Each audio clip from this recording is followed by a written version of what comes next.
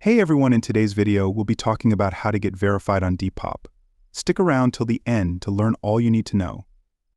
Verification as a seller on Depop can be crucial for gaining buyer trust, ultimately boosting your sales. However, not all users qualify for verification. Only top sellers on the platform can achieve this status. Here are the criteria for becoming a top seller on Depop.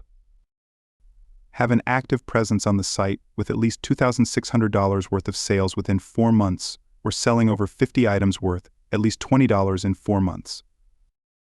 Maintain a seller rating of at least 4.5 stars. Ship out items within 3 days, so buyers receive them within 10 days. Avoid Depop community guideline violation strikes.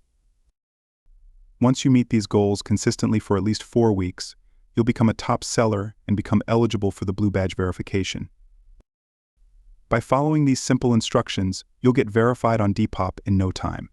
Thanks for watching.